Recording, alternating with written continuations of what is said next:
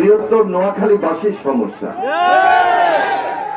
এবং 2003 সালে বিএনপি যখন রাষ্ট্রীয় ক্ষমতায় ছিল, মাননীয় তৎকালীন প্রধানমন্ত্রী বেগম খালেদা জিয়া এই সমস্যাটাকে চিহ্নিত করেছিলেন এবং 2003 সাল থেকে শুরু করে 2005 সালে গিয়ে ওনার উপস্থিতিতে এখানে একটি রেগুলেটর নির্মিত হয়েছিল, যা তিনি উদ্বোধন করেছিলেন। 2024-এর ভারত থেকে নেমে আসা যে বন্যার পানি, বর্ষার পানি বা বাঁধের পানি, ওই পানির এত স্রোত ছিল যে পুরা ফেনী, নোয়াখালী এবং লক্ষ্মীপুরে সেই সময় যে বন্যাটি হয়, যার কারণে ওই স্রোতে ওই রেগুলেটরটি সেদিন অকেজ হয়ে যায় এবং ভেঙে পড়ে। এর পরবর্তীতে অস্থায়ী কাজ হিসাবে যে কাজটুকু করেছিলেন, আমি বাংলাদেশ সেনাবাহিনীকে আন্তরিকভাবে মোবারকবাদ জানাই, ধন্যবাদ জানাই। এই দায়িত্বটুকু তারা গ্রহণ করেছেন এবং তাদের নিজস্ব যে পানি উন্নয়ন বোর্ডের সহায়তা এবং তাদের যে শ্রম বা সহযোগিতা একসঙ্গে মিলে ওনারা যে কাজটুকু করেছেন, যে বাঁধটুকু দিয়েছেন, এটা একটা অস্থায়ী প্রকল্প হিসাবে এখন আমাদের এই বৃহত্তর নোয়াখালীকে আপাতত রক্ষা করে আসতে। তবে আমরা ভয় পাচ্ছি এই যে মের পরে আবার যখন বর্ষা হবে অথবা ডলের পানি যদি নেমে আসে, তখন আবার বৃহত্তর নোয়াখালীবাসীর কি দশা হবে। যার পরিপ্রেক্ষিতে আমাদের এখানের মাননীয় সংসদ সদস্য তিনি যেভাবে উপলব্ধি করেছেন, জনাব ফখরুল ইসলাম সাহেব ঠিক একইভাবে উপলব্ধি করেছিলেন আমাদের মাননীয় মন্ত্রী জনাব আব্দুল্লাহ বিন্টু সাহেব। দুইজনে যখন আমাকে এই প্রকল্পটি ভিজিট করার জন্য অনুরোধ করেন, আমি তাৎক্ষণিকভাবে আমাদের পানি সম্পদ মন্ত্রণালয়ের সচিব এবং অন্যান্য যারা দায়িত্বে আছেন তাদের সঙ্গে কথা বলি।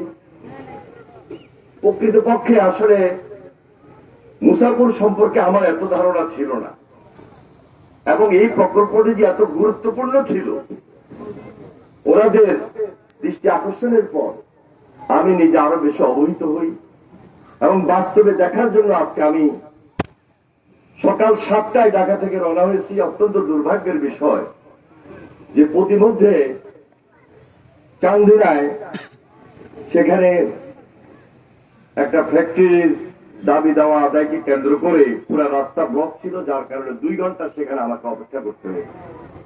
না হলে আমি যে নির্ধারিত সময়টি দিয়েছিলাম, আমরা সবাই মিলে 11টার সময় হয়তো আপনাদের মাঝে উপস্থিত হতে পারতাম, আপনাদের এই কষ্টটা হতো না। তা আমি সর্বপ্রথম আপনাদের কাছে ক্ষমা প্রার্থী। আপনারা অনেকক্ষণ থেকে অপেক্ষা করেছেন, অনেক নেতৃবৃন্দ এসেছেন নোয়াখালী থেকে। আমাদের জেলা বিএনপির আহ্বায়ক এবং সদস্য সচিব দুজনে আমার সঙ্গে, আমরা একসঙ্গে রাজনীতি করেছি। আজকে নোয়াখালী জেলা বিএনপির আহ্বায়ক জনাব মাহবুব আলমগীর আলো এবং সদস্য সচিব হারুনুর রশিদ, যিনি পৌরসভার মেয়র ছিলেন, আমি ওনাদেরকে আন্তরিকভাবে মোবারকবাদ জানাই এবং ধন্যবাদ জানাই। এখানে ডিসি সাহেব উপস্থিত রয়েছেন, এসপি সাহেব উপস্থিত রয়েছেন। এটা কোন দলীয় প্রোগ্রাম না, এটা আমাদের এই এলাকাবাসীর জীবন একটা এবং প্রকৃতির সঙ্গে যুদ্ধ করে আমরা এই নোয়াখালীবাসী এই উপকূলীয় অঞ্চলে আমরা বেঁচে আছি এবং প্রতিনিয়ত প্রতিবার প্রতিটা বর্ষার সময় আমাদেরকে আতঙ্কিত করে রাখে, যে বর্ষা আসা মাত্রই আমরা মনে করি যে কোনো সময় বন্যা পানি, জলের পানি আমাদের এই মেঘনা নদীতে শেষ পর্যন্ত বঙ্গোপসাগরের দিকে যখন যাবে তখন আমরা বিপদের সম্মুখীন হতে পারি। এই আতঙ্কে আমরা আতঙ্কিত থাকি বলেই প্রকৃতির সঙ্গে সবসময় আমরা যুদ্ধ করে আছি। তো আজকে এখানে অনেক নেতৃবৃন্দ তো উপস্থিত হয়েছেন, আমাদের এই অত্র এলাকার যারা সাধারণ যারা রয়েছেন মানুষ, আপনারা সবসময় যারা যুদ্ধ করে চলেন তারা উপস্থিত রয়েছেন, অনেক মা বোনেরা এখানে উপস্থিত আছেন, এলাকার চেয়ারম্যান ছিলেন উনি উপস্থিত আছেন, আর বিশেষ করে আমাদের পানি উন্নয়ন বোর্ডের কর্মকর্তারা আছেন। আমি ঢাকা থেকে আসার আগেই আমাদের ডিজি সাহেব, এডিজি সাহেব, এক্সিডেন্ট সাহেব ওনাদের সঙ্গে আলোচনা করেছি যে কিভাবে আমরা এই পরিস্থিতিটা বা এই প্রকল্পটাকে নতুন ভাবে একদিকে মোকাবেলা করা, আরেকদিকে এখানে নতুন একটা চ্যালেঞ্জ নিয়ে এই প্রস্তাবিত প্রকল্পটি এখানে বাস্তবায়ন করা যায়।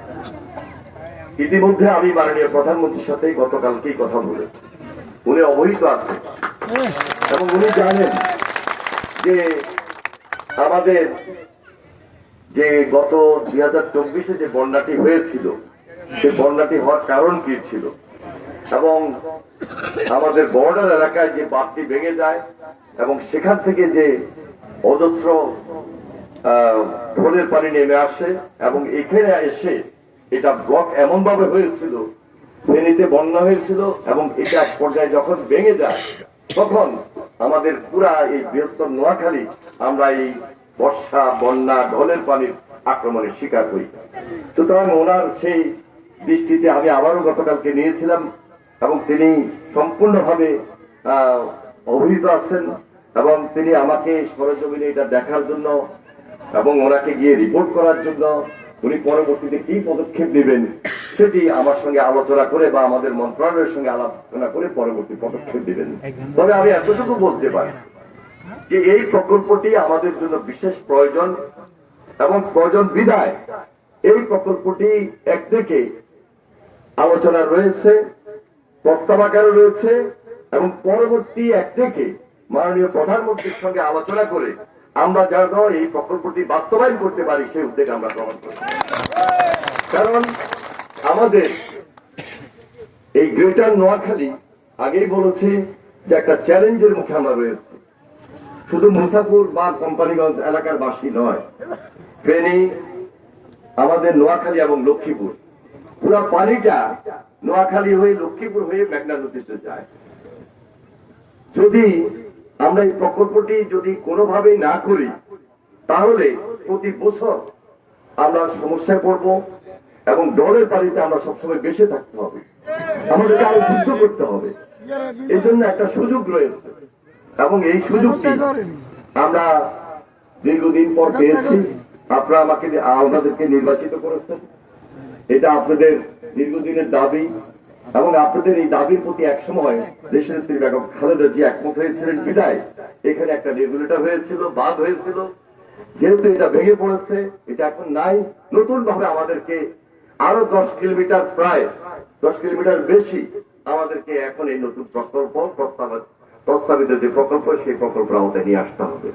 সুতরাং এই ব্যাপারে আমি ইতিমধ্যে যেটা কথা বলেছি, মন্ত্রণালয়ে আলোচনা করেছি, আমরা মোটামুটি সিদ্ধান্ত নিতে পারি এই প্রস্তাবটুকু আমাদের বাস্তবে যেন রূপ নেয় সেটা আমরা দৃশ্যমান করার জন্য খুব সহসায় আমরা কাজ শুরু করে দেব এবং দৃশ্যমান আমরা কাজ শুরু করে দেব। আমি আর বেশি কথা বলবো না। মাননীয় মন্ত্রী জনাব আব্দুল্লাহ মিন্টু সাহেব এখানে উপস্থিত আছেন। আমাদের বলেন,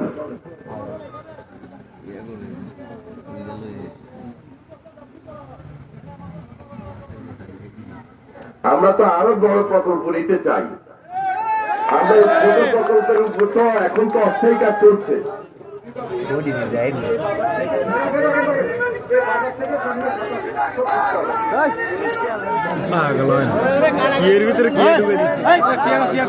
যদি এই মুহূর্তে এটা খুব বেশি প্রয়োজন, ফিজিবল বা জরুরি দরকার, আমরা এই উদ্যোগ গ্রহণ করব।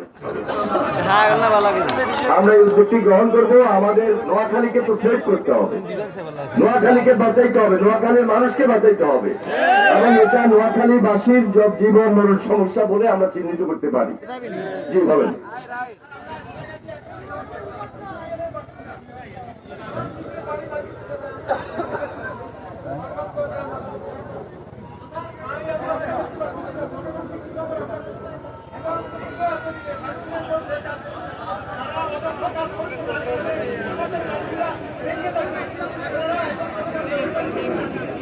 দেখুন, আগে একটা সরকার ছিল, তারা কি কাজ করেছে এবং কি বরাদ্দ দিয়েছে এবং নিজের জন্য কি করেছে এটা আমি আপনি আমরা সবাই জানি। ওই দিন শেষ, নতুন অধ্যায়, নতুন দায়িত্ব নিয়ে আমরা কাজ শুরু করেছি। এখন থেকে যে কাজগুলো হবে সম্পূর্ণ স্বচ্ছতার সহিত হবে এবং আমাদের ডিপার্টমেন্টে যারা আছেন দায়িত্ব নিয়ে ওনারা কাজ করবেন। যিনি দায়িত্ব নিয়ে কাজটা করবেন ওটার জন্য ওনাকে ওই পরিস্থিতি মোকাবেলা করতে হবে, দায়িত্ব ওনার উপরে করতে হবে। সুতরাং এই ব্যাপারে আমরা খুবই সজাগ এবং সতর্ক আছি। বলেন।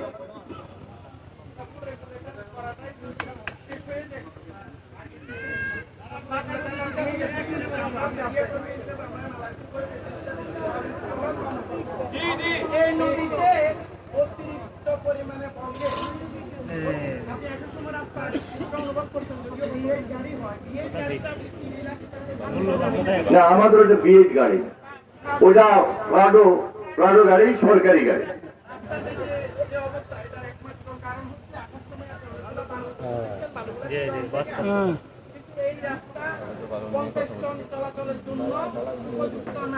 আমি কোম্পানিগঞ্জের মানুষের পক্ষ থেকে কর্মী হিসেবে আপনার কাছে অনুরোধ জানাই, আপনার মন্ত্রণালয় যদি আমাদের পরিবেশ মন্ত্রী আছে, এই বালির কারণে শ্বাসকষ্ট, হৃদরোগ, জনস্বার্থে আমি আপনার কথাটাকে আমরা গ্রহণ করলাম। আমরা আলোচনা করে পরবর্তী পদক্ষেপ গ্রহণ করব। আপনাদের সবাইকে সংগ্রামী সালাম এবং অভিনন্দন জানিয়ে আমি আমার বক্তব্য শেষ করছি। খোদা হাফেজ। বাংলাদেশ জিন্দাবাদ। আমাদের আরো অনেকগুলো প্রজেক্ট আছে। ধন্যবাদ সবাইকে। কারণ আজকে আমরা যদি এই প্রকল্পের বাহিরে অন্য কথা বলতে যাই তাহলে আমাদের এই কাজটা দুর্বল হয়ে যাবে। সুতরাং অন্য আলোচনাটা আজকে না থাকুক, অন্যটি আমরা করতে পারবো। আমাদের অত্র এলাকার মানুষের পক্ষ থেকে আন্তরিকভাবে কৃতজ্ঞতা জানাই। আমাদের মন্ত্রী মহোদয় আমাদের সমস্যার কথা বুঝতে পেরেছেন। ঠিক কি? আমাদের সমস্যা হলো নদী ভাঙতেছে, এটা ঠিক করা। আমাদের সরকার সুইচেট করা নাকি? এই দুইটা জিনিসই তো আমরা চাই। আমাদের মন্ত্রী মহোদয় সেটাই বলেছেন। আমরা যেটার জন্য আসছি আমরা সেটাই করব। এখন আপনাদের সামনে বক্তব্য রাখবেন